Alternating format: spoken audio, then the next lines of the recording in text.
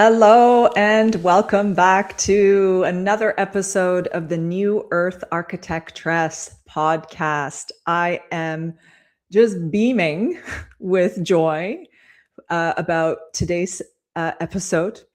I have a very special guest on today's show, and she is gracing us with her presence all the way from the Pacific coast of the United States, California. And she is, wow. I mean, I was just reading through her bio, and I'm just going to need to go through the notes here so that I don't miss the points here that all of you in my beautiful community need to know about this woman. She is a best-selling author, a ceremonialist, a healer, a life coach, a musician, an activist, and she is the founder of the Songkeeper School. This is a school for sacred singing, singing to the earth, honoring the earth, and ritual. For over 30 years, she has weaved her spiritual explorations, her studies, her knowledge, as well as the psychological fields into a very unique way of opening people's hearts, opening people's souls, helping them to access their highest potential through the art of singing. She weaves in shamanism, mantra, yoga, energy healing, sound healing, ancient wisdom practices into her work. And she is really moving mountains with her incredibly heart-centered, passionate, and beautiful work with her sacred songs to this earth. I am so honored to have Reya Manna on this episode of the New Earth Architectress podcast. Welcome, Reya, to the show. Welcome. Aisha, thank you so much.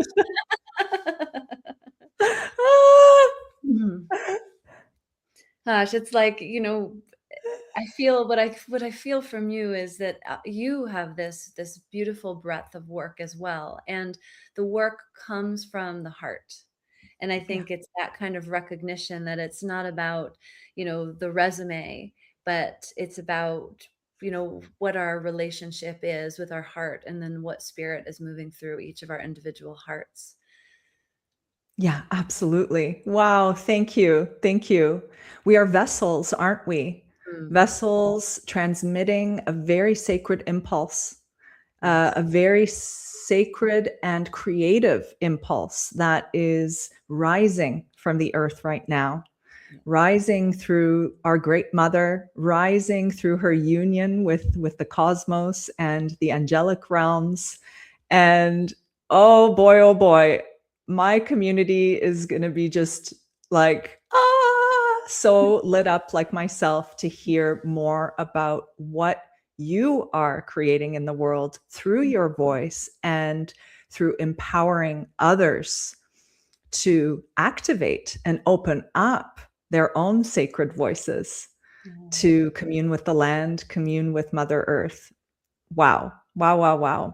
And I wanted to just also share, I love that you said that it's not so important, like the resumes aside, there's something bigger here that we are transmitting and expressing. And when you said that, I had a vision of me needing to go through such an undoing with all of the various titles attached to my name that I had accumulated over the years as a practicing architect.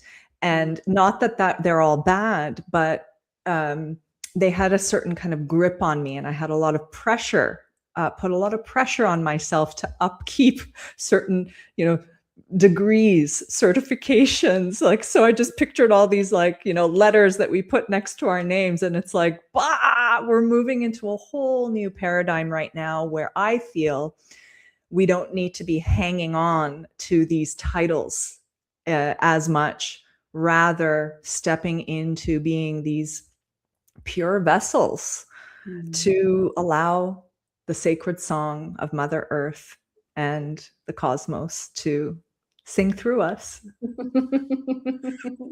Yeah. Yes, you're speaking my language. Yeah.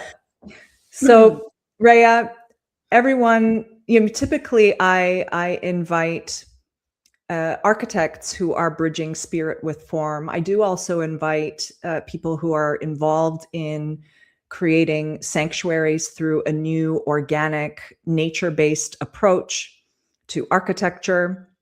And as well as some artists. One of my collaborators, metaphysical artist, I've had her on the show several times, along with people who are working with land energetics, working with dowsing, working with geomancy, right? And teaching my community, sharing their knowledge about how to work with the spirit of the land, how to tap the energetics of place, from power spots to water lines to all kinds of geomantic phenomenon, and learning about the subtle realms that we can encounter on people's properties.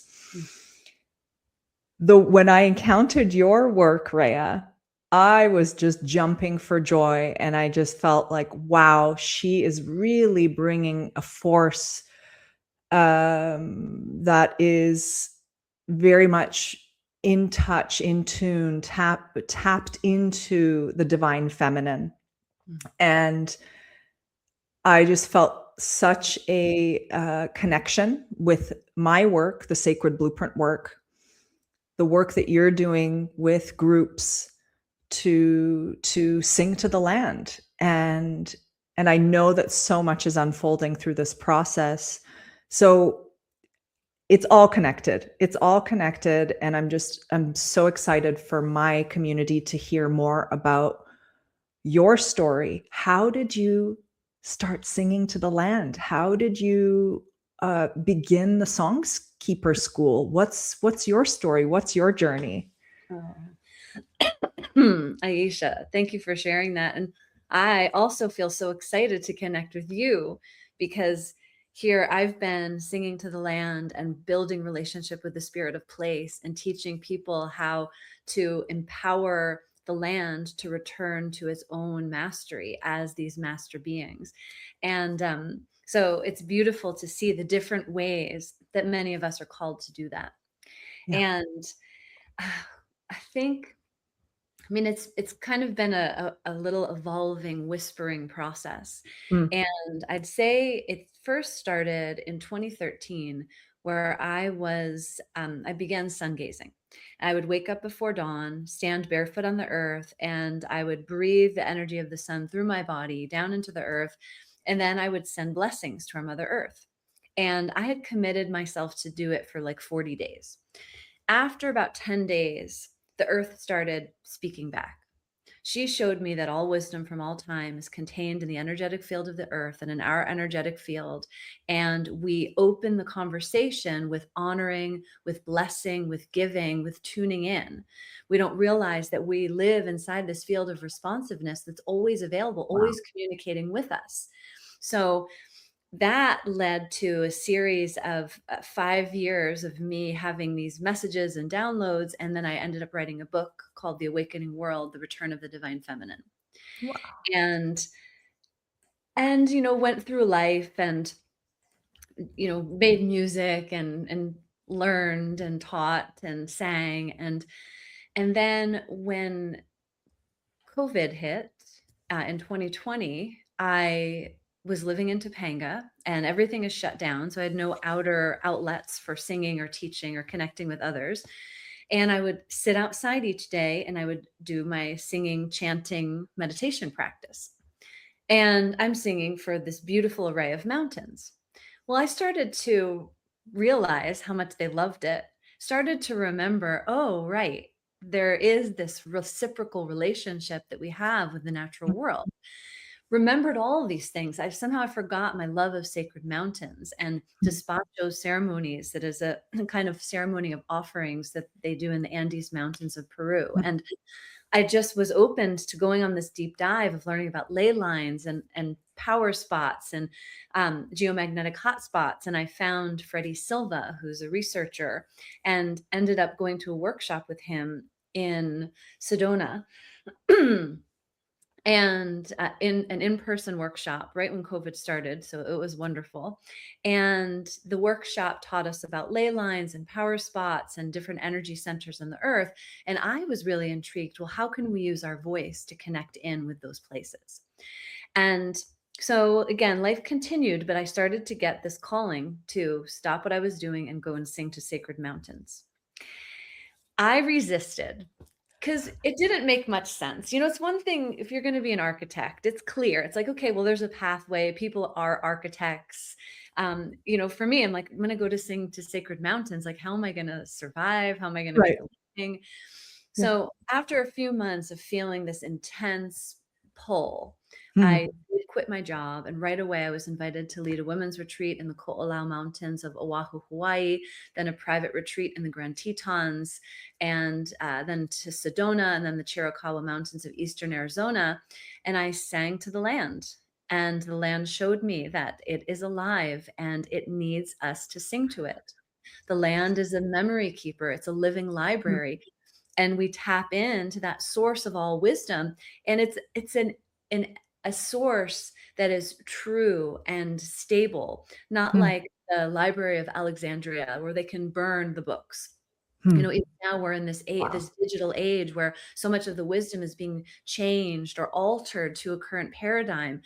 The earth contains the truth, and we open up to that relationship with the truth. And in doing so, we open our own capacity for discernment, of recognizing what truth feels like, of recognizing what health feels like. And so that we're in this very alive relationship with the earth. And so as I was singing to the earth, she's showing me all these different aspects of building relationship, which I was writing down and which turned into the program I now offer called the Songkeeper School.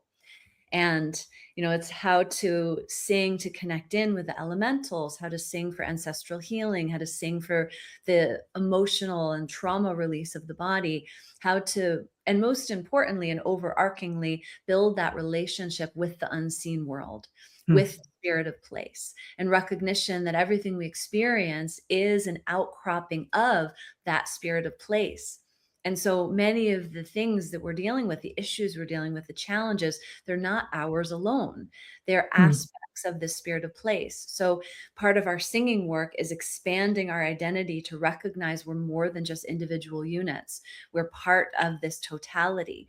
And then we sing to that to bring grace, to bring love, to bring flow and movement. And the last thing I'll say is when we open ourselves and offer ourselves as a conduit of divine source, offering ourselves over in service to something greater than ourselves, it begins to make right things in our own lives, things in our ancestry. It's just such a healing balm for connection and peace. Wow. Wow. Wow. Wow. I'm just getting shivers, shivers, shivers all around. Wow. Reya, thank you for this powerful work. And there's so much that I want to reflect back. You started talking about this responsive field Mm. uh, that is actually a living being, the being of nature, and that you're co-creating, communicating with this responsive field, with the land through this singing. And then you taking it to the next level where, comparing it to the Library of Alexandria, where the books can be burned, or this information, the mass digital, you know, massive network that we are surrounded by, and especially now with the advancements in AI, people are able to take what people say, distort it.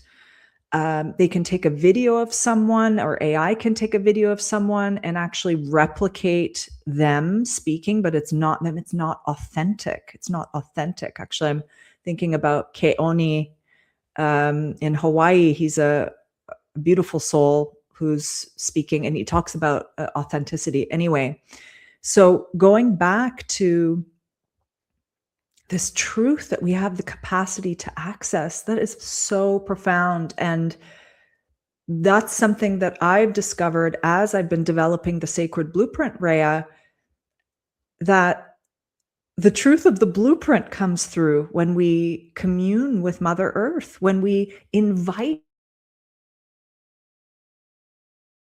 your spirits to the design table, invite the spirit of the land to the design table. It's absolutely profound. And so when you're leading these groups, you know, how do you feel the response coming from the spirit of the land? How do you know? How do you receive the guidance? Do you take the time to with the groups to actually listen to how the land is communicating back to you? And do you receive like specific steps, instructions? Is there healing processes that occur when you are out on the land doing this incredible work? Thank you for your reflection. And as you're speaking, I have so many chills. And gosh, it's, the process of connecting in with this field of responsiveness is simple. It is having a love relationship with it, Hmm. is finding that space of devotion in our hearts and singing our love into the land. When we sing our love into the land, we sing for the empowerment of that spirit of place. We sing for the original stainless purity to reemerge in recognition that the ground beneath our feet is holy and sacred. And just to share a dream I had had once, I was in Hawaii and I was looking at this sacred land from the other side of the wall. It was like this beautiful temple complex, and I was feeling how amazing it was, and I just wanted to be there. And Spirit said, you don't need to be there because you make the ground beneath your feet sacred. Wow. Whew. So when we go with love, when we go with this intention for, just like for a person, if someone believes in you and they want to do what they can to encourage you to share your gifts, they trust in your own divine intelligence that they can enhance you, support you, nourish you, love you up, and your own divine intelligence is going to kick in. And so that's the way that we approach the land, is that we love it up for starters. So then it's not about like, am I getting the right download or am I doing the right thing? We go with giving first. And when we're born into this world, our first gift is our breath.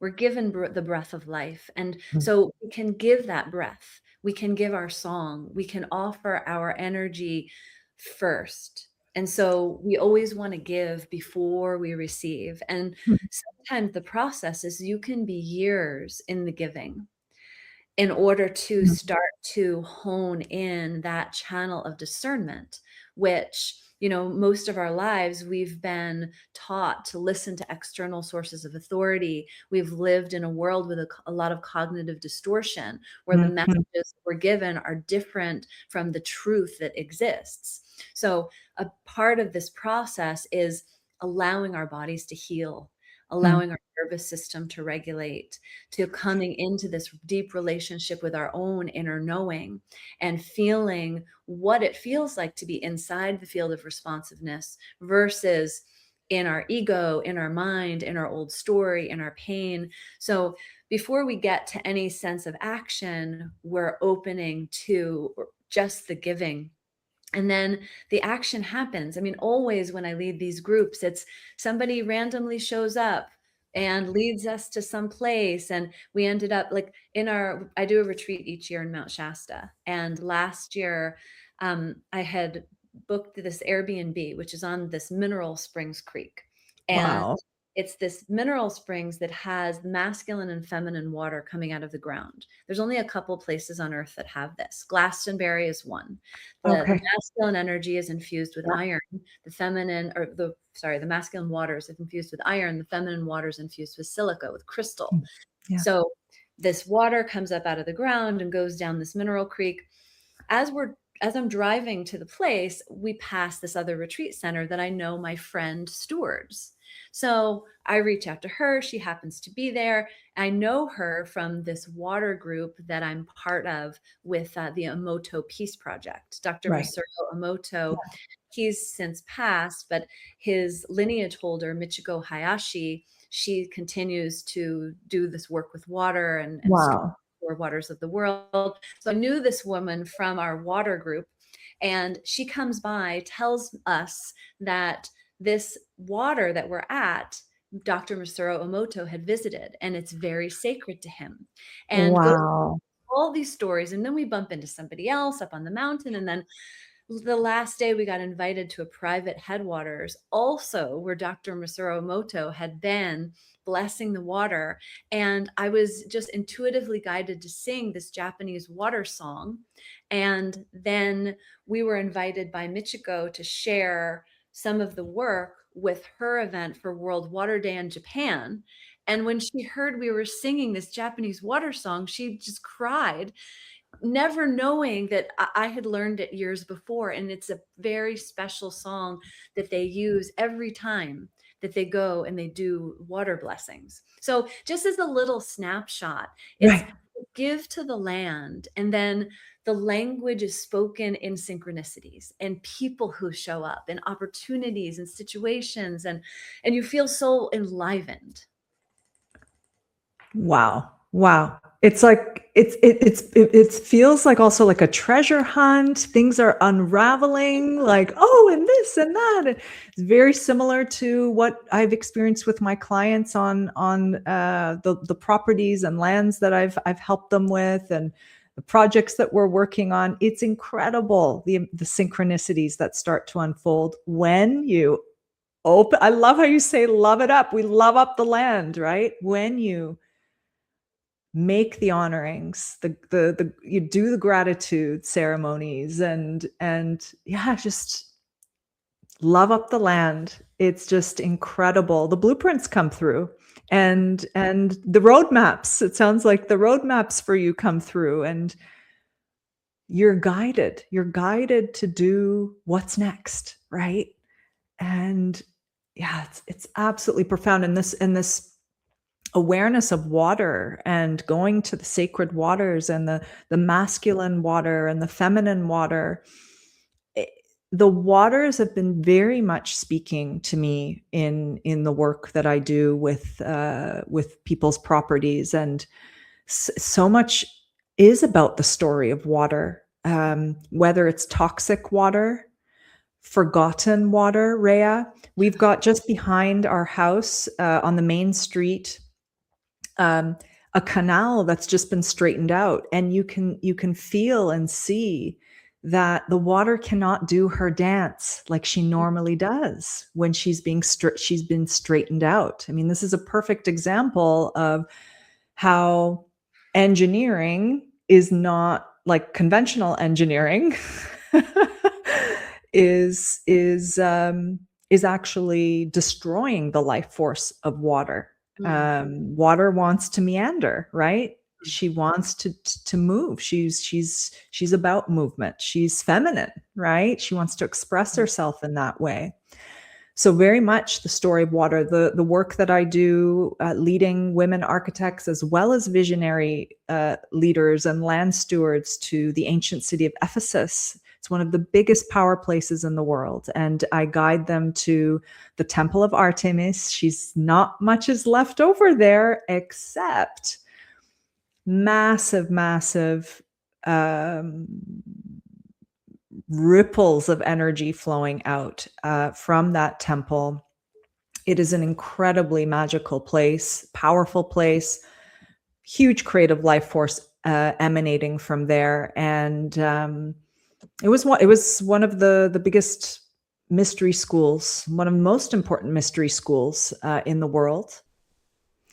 Hey, I am popping in the middle of this amazing interview to share with you ways that you can birth the optimal blueprint for your dream sanctuary.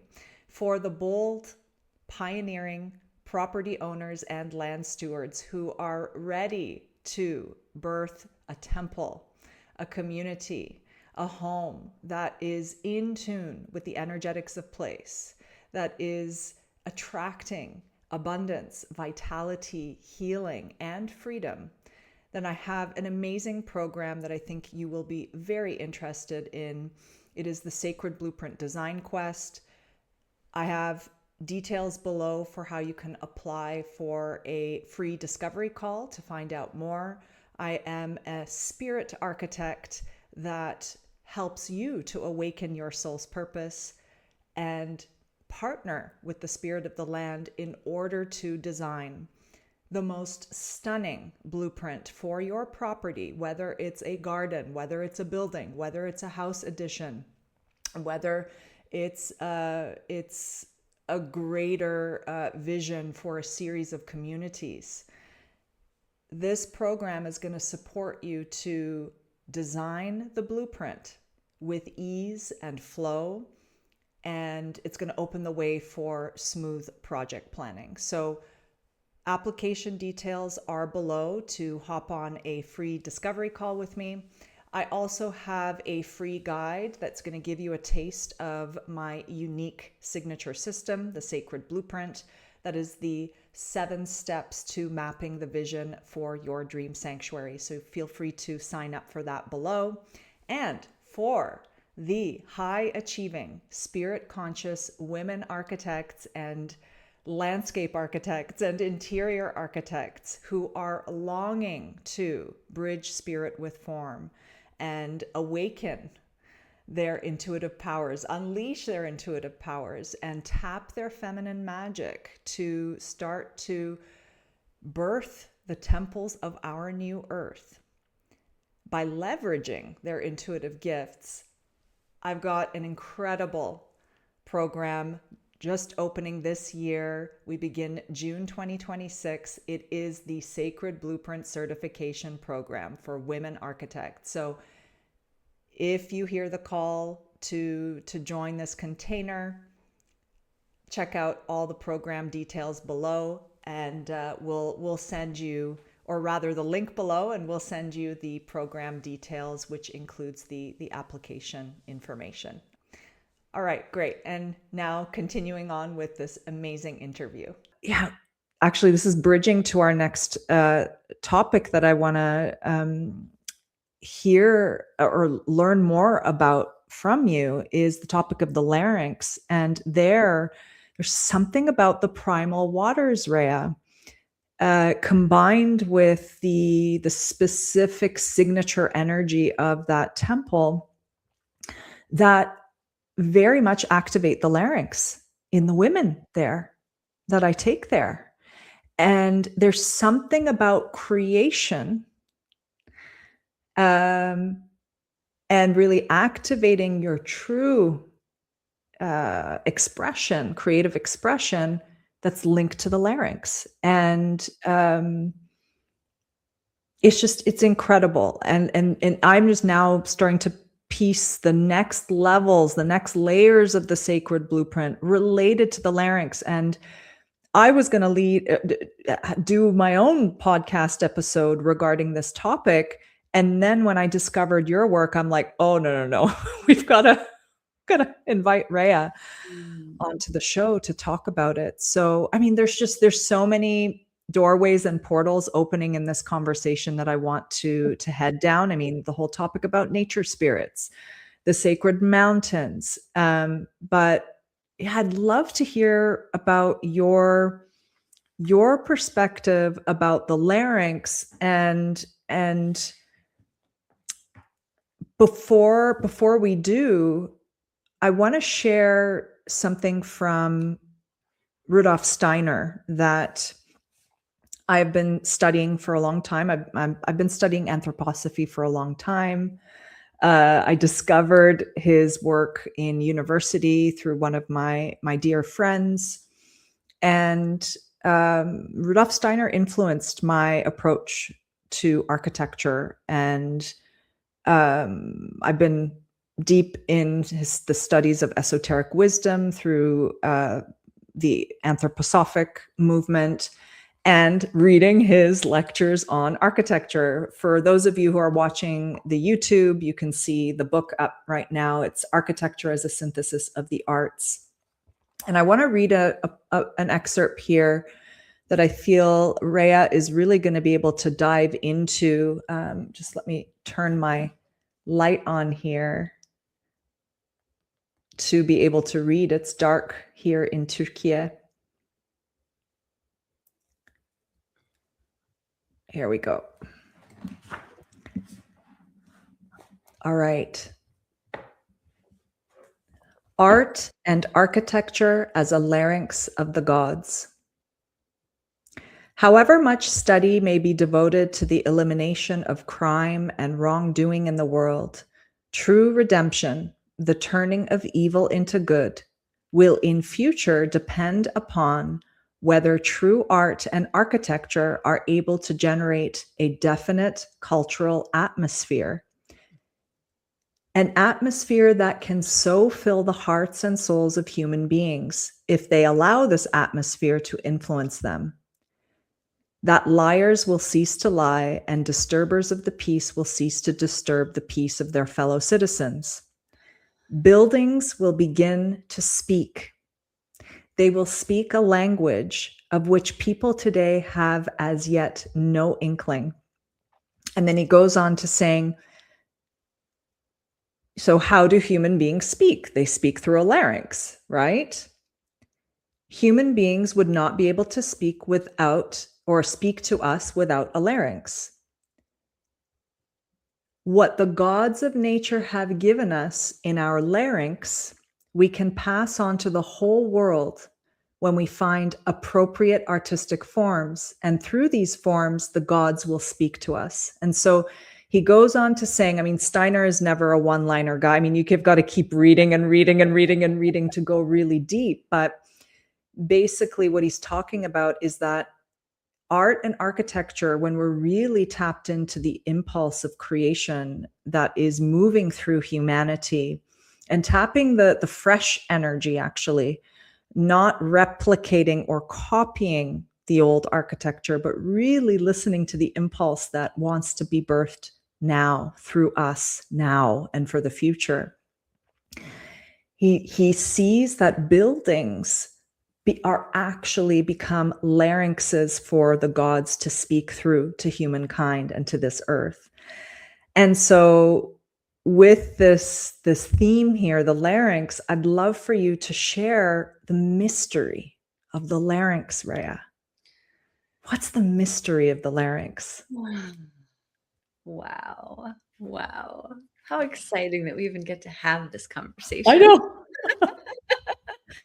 And I love that the segue was through water and this Oh my God, spring yeah. that exists in the temple of Artemis, which is activating the women you bring there to speak. And it's that water with its motion, with its aliveness, has such a high vibration.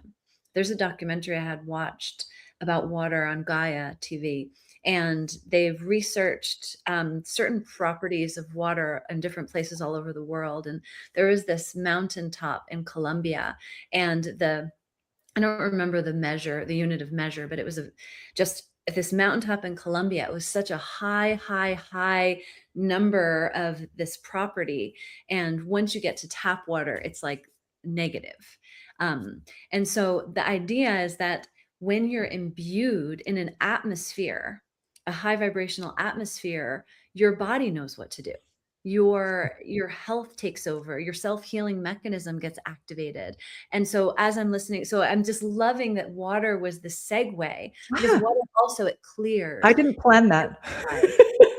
It removes that which isn't us, so that we can access our divine capacities. Wow. And, we're in this age where there's been so much programming and so much conditioning. And, we're coming out of an educational system that was started at the beginning of the Industrial Revolution, based Mm. on the Prussian system of education, which taught us how to be factory workers, which showed Right. us how to, Yeah. stay in line and do what we're told. So, Mm. even to enter into this conversation, there's a purification Mm. process that we are invited into, that's available for us now, that we're seeing in our world around us. And as we begin to purify, we have access to these higher faculties. Also, we hear stories about the fall of man in Judaism, where, man lost its divinity, Mm. that man was mankind. Adam Kadmon was the divine being. And that at the time of the fall of man, it was as though we were a strand of pearls that broke and were cast across the universe. Yeah. So the great work of so many spiritual and religious teachings in its essence is this work of unifying us all once again. Yeah. And in that fall, then been a breaking between, or a sense of breaking, or an implant of breaking, having broken the upper world from the lower world, from Mm. Mm. upper world creation, from the waters of the heavens separated from the waters of the earth. And we can see that metaphorically represented within our own bodies, that we Mm. have the lower waters and the upper waters, the lower waters being our sexual waters, our reproductive waters, the higher waters being that of our nervous system, our synovial fluid, our brain waters. And we can bridge those waters again through the heart. It's as though Mm. we're this one clear channel of above and below. And in the fall of man, those two have broken, and we don't have access to the connection once again, or any longer. Right. But the connection can be bridged through the love of our hearts. Woo. Then we have the higher world connection uniting with the lower world connection. So there's so much metaphor and symbology in this topic. And the beauty about symbols is you can tune in with the symbols, you can meditate on the symbols, and you can begin to have revealed to you what the message is that's right for where your consciousness is at this time. Wow. So, symbolically, what represents the lower waters is mem, the Hebrew letter mem. And the upper world would be the fire of the Holy Spirit, shin. These are different Hebrew letters. Yeah. When you can unite the mem and the shin and the heart, the fire and the water, the masculine and the feminine, then it ignites this divine property, Yeah. which is this pattern of redemption that lives within us, that restores us to our oneness, our full gnosis with our divine nature. And so Wow. that Christos, or Yeshua, Jesus is the Greek name for for Yeshua, Yeah. but Kabbalistically it's Yeshua. Mm. And breaking that down, the name of God in Hebrew is Yod He Vav He, 4 Hebrew letters. And those letters are said to be written on our spine. Mm. Yod He Vav He. We have within us this divine blueprint. When you have the descent of Shin, of the Holy Spirit, moving into implanting itself in that column of Yod He Vav He, you plant it at the heart. You get Yod He Shin Vav He. Yi He Shua. Yehovah turns to Yi He Shua. So, we worship this person. There's religions based on this person, but it's such deep symbology of our divine nature. And then Yeah. how does the voice sit in? Well, there's a schema of the Kabbalistic tree of life. And in that Kabbalistic tree of life, there's different planetary spheres that can be overlaid the human body. And one of those spheres is overlaid the throat. And it's different from the other spheres. The other spheres are clearly a sphere. They're named, they're positioned, they have channels that run between them. But this is a hidden sphere. The Mm. sphere of the throat, it's called Da'at. and spelled dalet, ayin tav in Hebrew. And it's the door, it's the stamp, but it's hidden. It can only be activated once we activate our divine human blueprint once again. Then Wow. our throat becomes the seat of higher world creation, Yeah. where higher ideals can be spoken into the world through the power of the word. So we've come from a time where we had the power of the word, the ability to speak reality into creation. And Yeah. truly, we still have that ability. But yet, that ability is marked by our alignment with our integrity. Do we do what we say?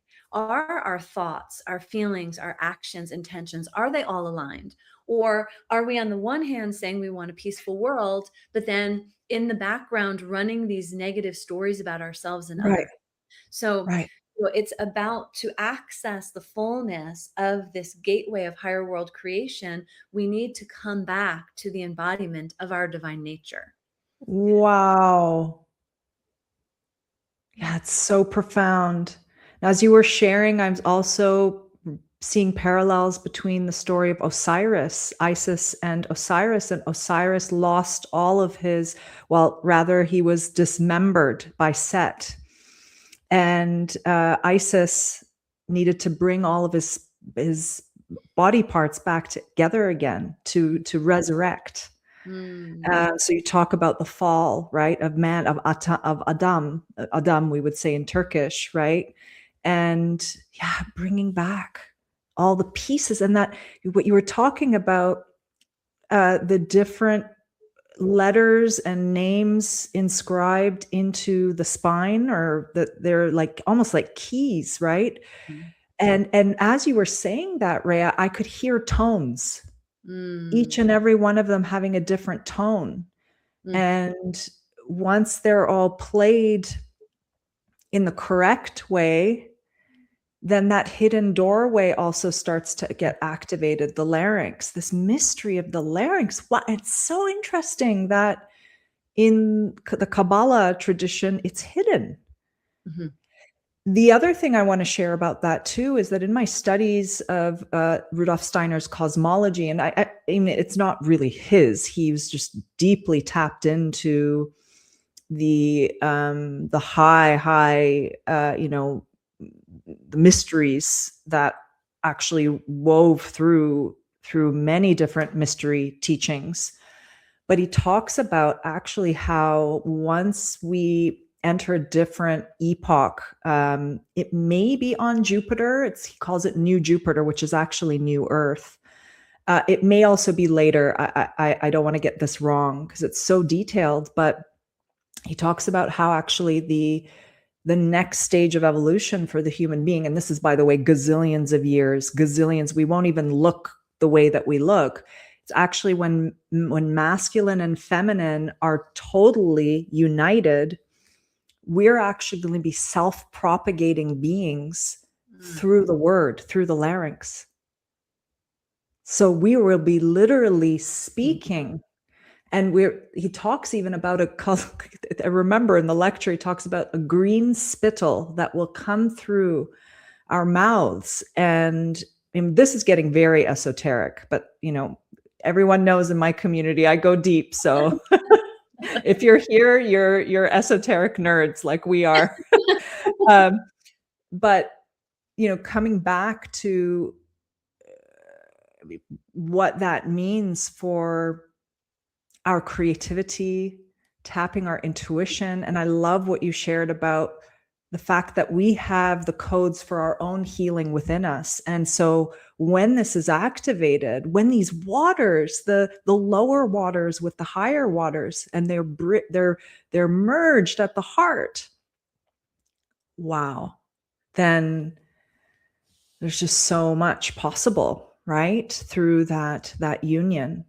Yeah, anything else that you want to share about And I mean, the what a reframe of life to know that that this is possible, that even that this wisdom exists. So many of us have been conditioned to think, well, what are you going to be when you grow up? And then you want to do something that contributes to in some way to the world in a positive way. Well, to recognize that our life, we are in a living mystery school, Hmm. that every condition of our body, mind, spirit is helping us to hone certain gifts, abilities that we will then take with us in subsequent lifetimes.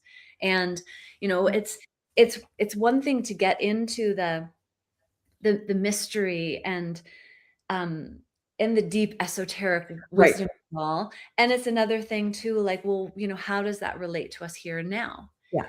And Yeah. what I find is that when we sing with love, Hmm.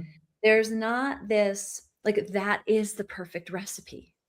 They say, when if you want to go fast, you go alone. If you want to go far, you go together.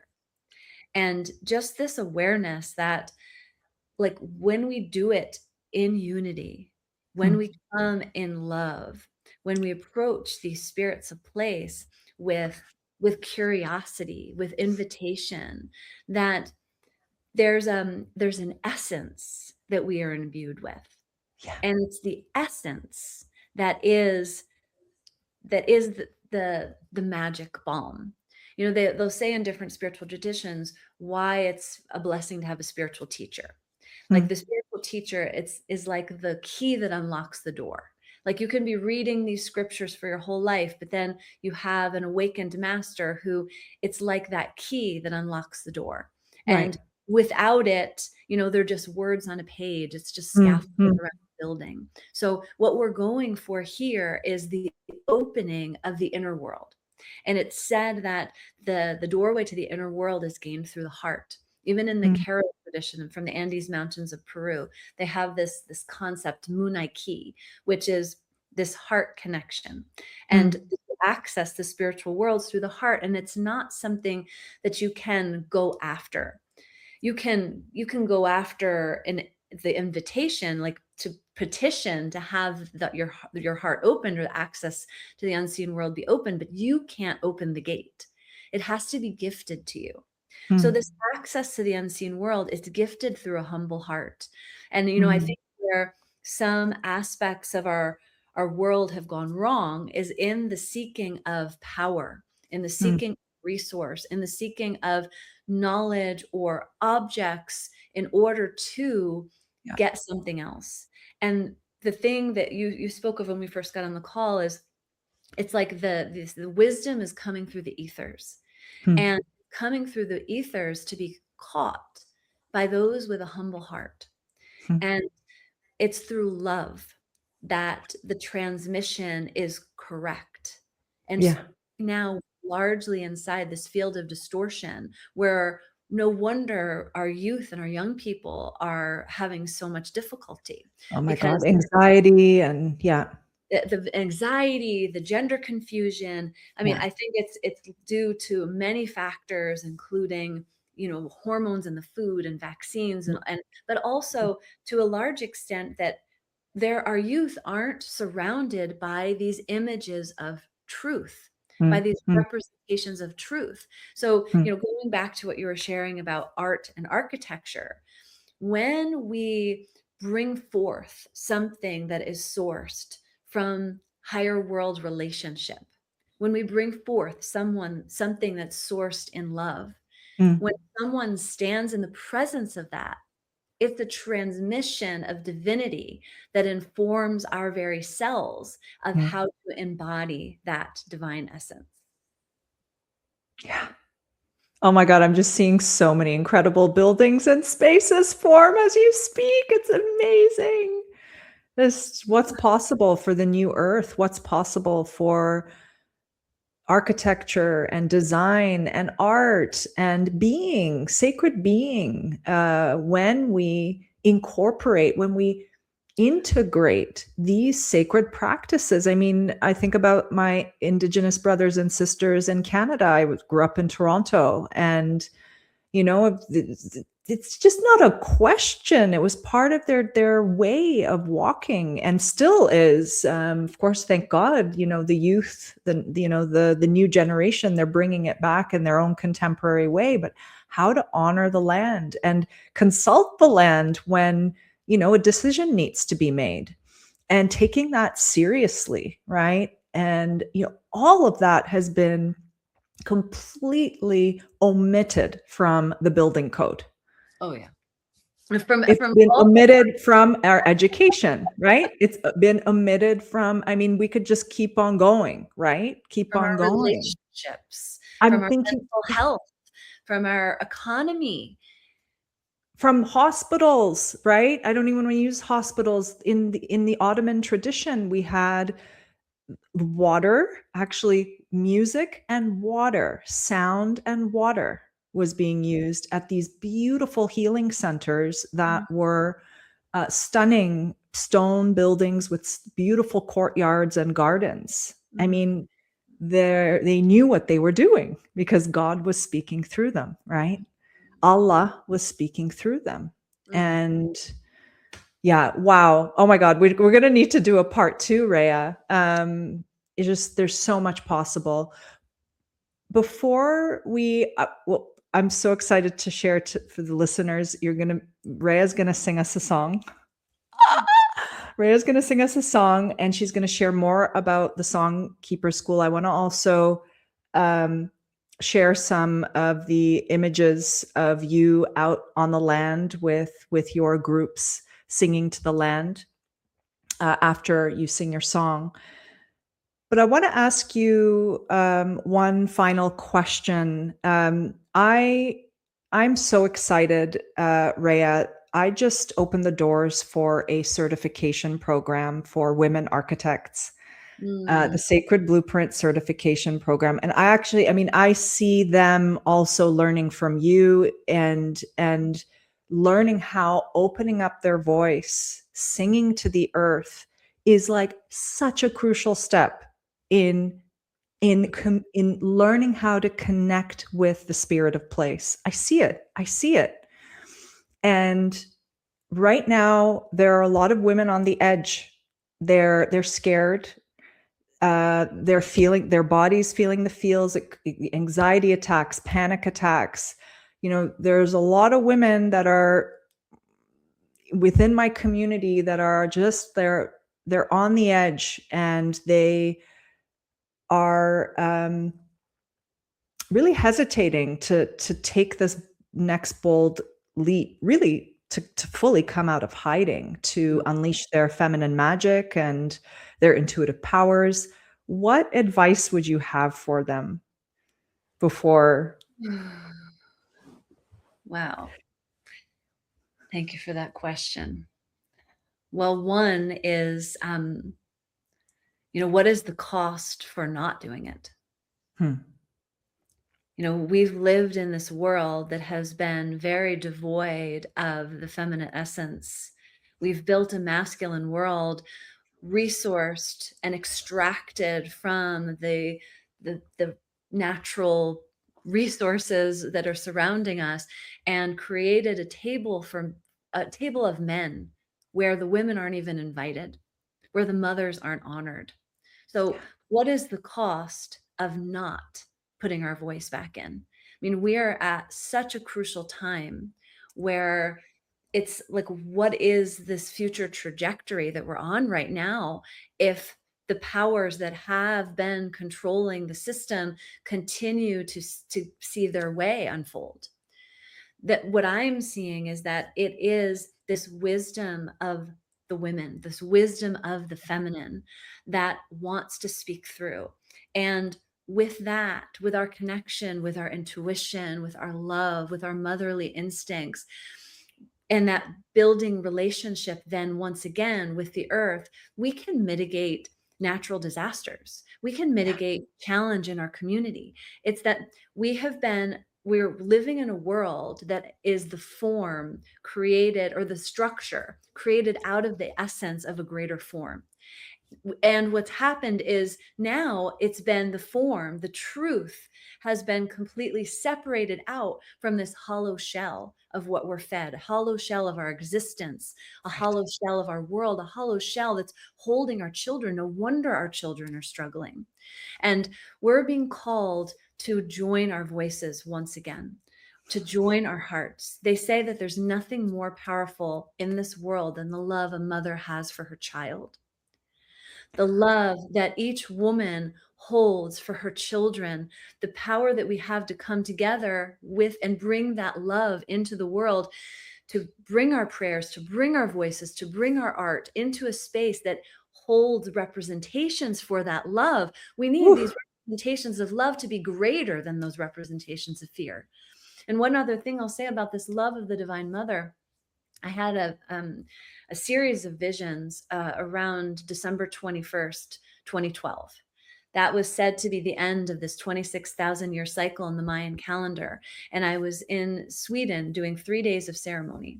And the first night, I I was, in meditation. I'm in this vision, and I hear all these whispers. She's coming. She's coming. No one even knows she's coming. And um, and so I'm like, who's coming? Like, they're like, everyone's been waiting for the second coming of Christ, but no one even knows she's coming. No one even knows she's been gone. The memory of her has Wow. been so forgotten. And then in the second night, I saw her feet coming down. And again, these whispers, she's coming, she's coming. And then by the third night, I saw her descending onto the earth, and I saw that she was Sophia, the mother of Gaia. She is the mother of us all, and that she is here, that there's this energy of the feminine divine that has returned, that is being restored into our myths, into our bones, into our memory. And as women, when we know that it's not only Father, Son, Holy Spirit. It's not only this patriarchal representation of what divinity is, but it's a father who loves us. It's a mother who loves us. And they're holding space for a world in right relation. So when we step in as women holding that archetype of the feminine divine, the beauty, the peace that comes over our land is exquisite. And when we really truly tend to our body temple in this sacred way, we become the well. We become the vessel for the living waters of Christ to dwell within us, for the living waters of creation to pour over this world, transforming it from the inside out, so that all the illusion becomes irrelevant. Oh my God. Wow. You are such an exquisite, beautiful vessel for God and for the divine Sophia. Wow, Reya. Thank you so much. Women, if this isn't enough of a kick in the butt for you, I don't know what is. Can you imagine listening to the frequency, the power, the creative life force that is emanating, surging from Reya's larynx as she speaks? Can you see the buildings that you can build? Can you see the cities that you can create?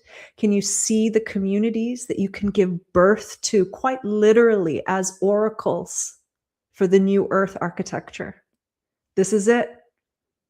This is it. This is And our next level. and we've been conditioned to think there's no value in this. There's no Yeah. value in our intuition. There's no value in our heart. Oh, There's no yeah. value Oh, in it's our only your imagination, right? It's airy fairy. So airy fairy. exactly. But this is the currency of the new earth. It We're is. living inside of a world that has learned how to extract resource from the spirit world without any payment. Native traditions, original people understood you had to make offerings to the land before you took anything. Yeah. And I've heard a story that in Mayan or Incan times, they had the understanding of how to build complicated weapons, but they knew the cost in offerings to the spirit world, and they chose not to do it because the cost would be so great. So here Wow. we are living at the effect of forgetting about the offerings and extracting, extracting, extracting. And now, of course, we see the deficit. We see the deficit in our economy. We see the deficit in our morals and our ethics and our mental health.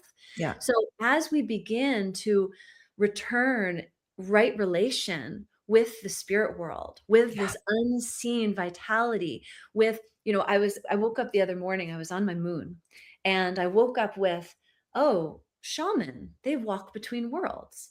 And I was like, oh, women walk between worlds. Every time we bleed, we get pulled into that world Yeah. that we are not versed in how to navigate. And so what I hear in your invitation, Aisha, is this invitation for women to come into that natural relationship that we have with the unseen, to Yeah. trust ourselves, to know that there's a way forward there. There's income there. There's Yeah. Oh, survival, yeah. survival, but thriving there. Absolutely. Absolutely. And there are so many thirsty people in the world who are now wanting to, devoted to, committed to building sovereign communities Mm. and taking their kids out of school. Not that that's actually always the best solution. I'm not a kind of black and white kind of person. I'm always someone who really honors the middle way. But an example, right, of people, communities, families who are wanting to build the new earth. And yeah, there is plenty of abundance once you cross the threshold. Yeah. Thank you, Reya, for this invitation. All right. Okay, Reya, we're ready. We're ready to hear you sing. And after you sing, I want to hear more about the Songkeeper School, how people can get in touch with you, and I'll share some of those images for those of you who are watching the YouTube. In any case, I think you need to listen to this episode twice, because it just, oh my God, I'm just buzzing from all that's being transmitted in today's interview. Wow. All right. Thank You you. ready? Yes. And I just want to add that transmission is what we're going for. So many people, they create, they speak, they live just out of rote, out of copying, replicating. But what we're building with our relationship with our voice, with song, with the song keepers, is this relationship with the transmission field, where we have purified, cleansed, offered ourselves over so that spirit can speak through us. And then that transmission reminds everyone that we each have that. We're all different aspects of the same body. And when we speak from that space, we can only do good. We can only help each other. We can only bring love. There's only health in our world. Oh, yeah, I wanted to. Oh, right. There was a setting that. Setting. Okay. Perfect. Okay. So this is a song you can sing along if you like. And it's just open your heart to me. And when I sing this song, I like to sing it as though the Great Mother is singing to me. The idea is that we are inviting in this relationship with the unseen world, something beyond what we know with our mind, with our emotions, with our past conditioning.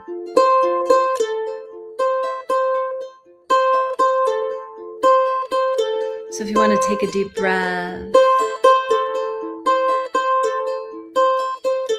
you can close your eyes, you can come into your heart.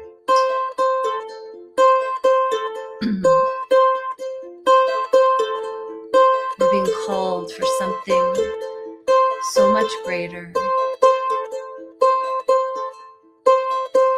Open,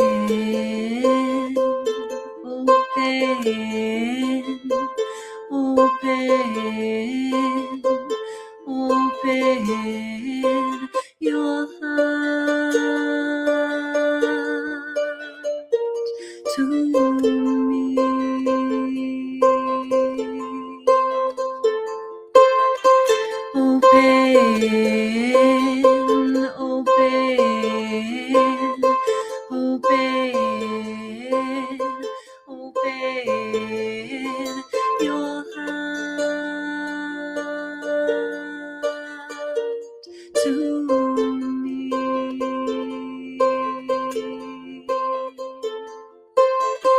Sometimes storms come and we are asked to weather them.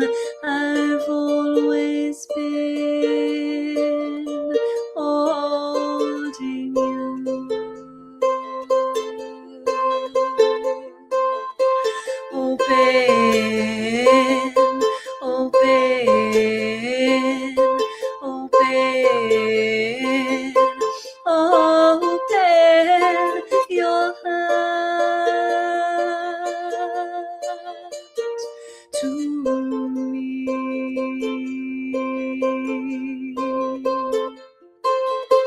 Who are we now? Can we allow more to unite than to divide and soothe?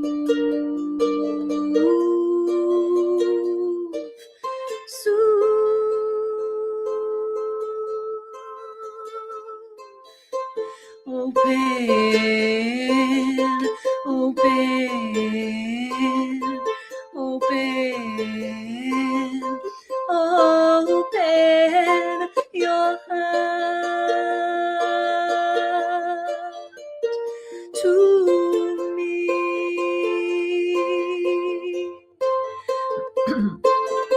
Your heart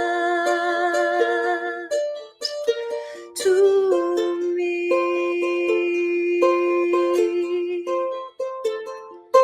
Your heart to me.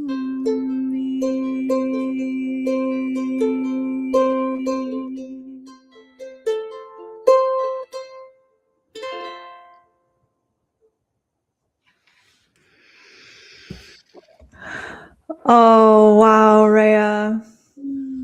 Thank you so much for that beautiful song. Wow, wow, wow. Thank you. Thank you, thank you, thank you. You're Mm. such a gift to this earth. Oh, Thank you. thank you. So everyone, if you want to hear more of this beautiful music, Reya has a YouTube channel. We're going to be sharing all her links in the captions and description section below in YouTube, as well as this podcast audio episode. Tell us about the Songkeeper School and any other programs that you want to share with my community today. Thank you, Aisha. Well, the Songkeeper School is a school of sacred singing, earth honoring, and ritual. And we sing to the land and we build that relationship with the earth once again. And when we have that relationship with the earth, with the elementals, they respond to us. And it's said that any healing, any true healing, comes from the divine. That our ultimate is, if you're an architect, to pull forward a divine inspiration, a creation of divine inspiration. And so true healing comes from the divine working through us. And so when we're singing in the Songkeeper School, we're building that relationship with the divine so that the divine can sing through us, so that that field of responsiveness hears and listens. And we're at some crazy times right now. And the wild card is us, each of us. When we join together with one heart, when we join together with our voices, with our love, then we can impact the weather systems. We can impact the ecosystem. We can infuse grace into the spirit of place. They say that when we honor the earth knows footsteps. And if there is to be a time of challenge or trouble, that the earth will make sure we're moved out of harm's way before that trouble comes. And so in particular, we're starting a new segment of the Songkeeper School on March 31st, specifically geared towards singing to the lands of Europe and the Middle East. Wow. The the ley lines, singing to these places, these spirits of place, which are holding story, which are Mm. holding memory of places like you mentioned, Aisha, the Temple of Yeah. Artemis, places Yeah. that hold a divine blueprint that we can sing to expand that into the collective consciousness, and also singing to the holiness of all the ground beneath this land, to Hmm. remind it of who it is, so that the truth becomes more predominant, becomes louder than the false narratives that have been layered upon layered over the holiness and purity of those Oh, sacred places. yeah. So we begin March 31st. We go for 8 weeks. This is a picture of the last picture was a place in Mount Shasta where there's this spring that comes out of the ground, and we were there singing to the sacred waters. And so yeah, beautiful, just beautiful spring. And Wow. It's an when amazing place. it's in a place called Panther Meadows, and it's Wow. sacred to the original people. And they say that this is where the ancient ones walk. So we Wow. go and we sing to this land. And the last time we were there, the whole field was filled with dragonflies, and it felt like the animals Wow.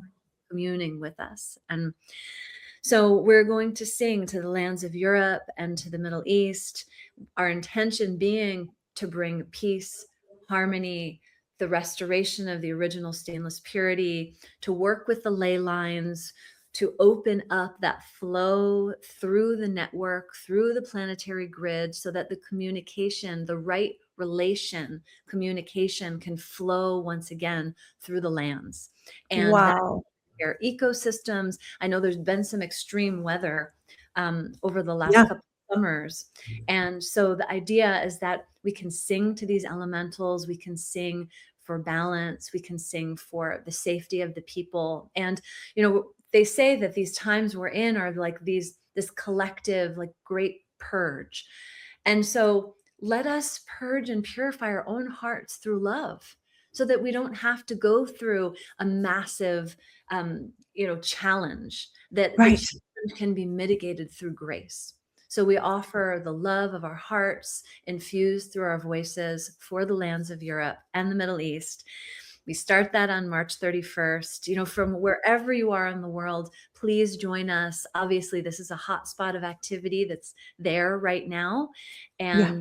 And we want to lend our voices, our energy to our brothers and sisters in those regions, but also recognizing many of us, our ancestors come from those regions. Absolutely.